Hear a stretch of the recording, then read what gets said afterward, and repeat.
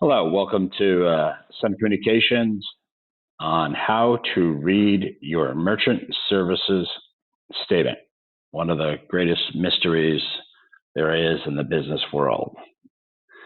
Okay, so here's the front page of your bill. They're all pretty similar. This is a common bill type that you see. There's only so many processors out there that generate bills, and everyone else, including ourselves, utilizes a processor to do it. We utilize Elavon. Elavon is owned by U.S. Bank. This looks like a First Data bill. And then there's Chase, Vantage, Thesis, and those are some of the biggest ones. And there's obviously Square, which is kind of like an outlier. But right here, this is the amount processed. Right here, submitted, and then here's your fees. So this, if you take this fees and divide it by the amount you process, that's going to be your effective rate. So that's a good starting place to always do that. So, you can, because your effective rate is generally going to be higher than what you think it is in a lot of instances. Effective rate, I've seen, 5-6%, and it ranges. So it's all over the map, but where you can save money, there's three areas where you can save money in merchant services. Number one being the discount rate, and the discount rate is the markup of interchange. Interchange, if you've heard the term before, is the rates that MasterCard, Visa, Discover set, and American Express has a fee structure that's similar. It's not called interchange, but it's still a set fee schedule that they have, and it's all public information. So they have it on their websites. There is nothing you can do about it. Everyone gets charged the same amount, no matter if you're the corner store down the road or if you're Walmart. So it all depends on the type of merchant that you are. If you're in a retail environment, which is a card present environment, or if you're in a card not present environment, the risk goes up, the rates go up. So retail, not too risky. E-commerce, risky. So therefore the rates, start low and then, could end up high. And they vary slightly. Interchange doesn't go up that much.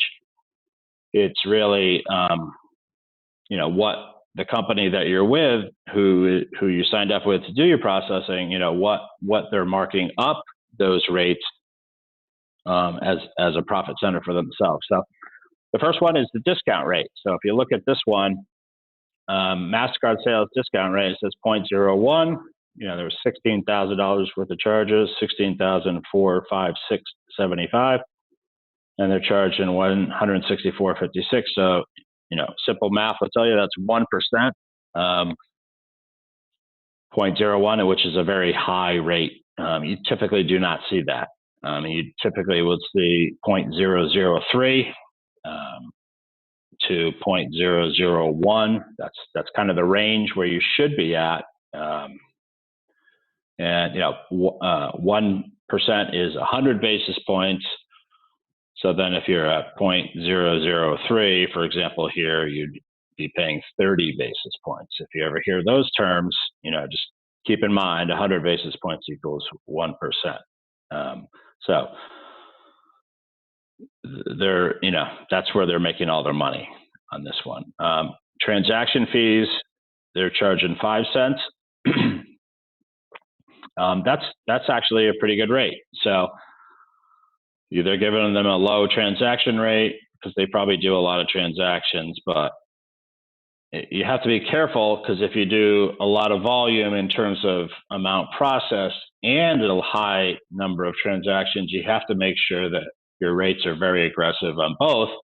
Otherwise, you'll be in a lopsided environment like this one right here, where you're paying a very high amount for these, and then an aggressive rate for that. So you want to look for a company that can, like Sun Communications, that can give you the best rates for both of those. And then, so number one, where you can save money, discount rate. So the markup of interchange. Interchange is, typically the majority of your bill. In this case, it's not, because their discount rate is so high. Just, if you just cut this in half, these obviously go way down.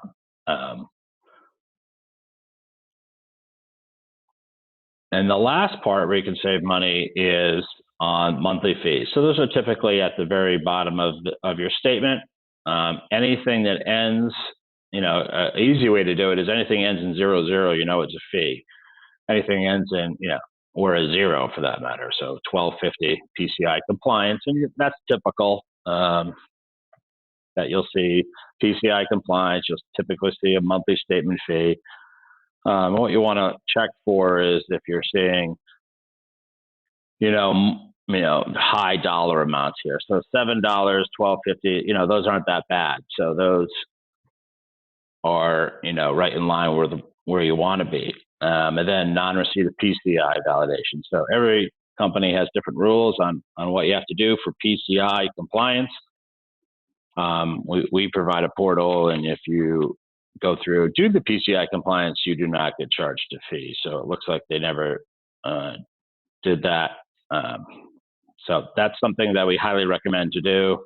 Make sure you do the PCI compliance so you don't get hit with these fees that, they tack on at the end of the bill. So in summary, 3 areas where you can save money.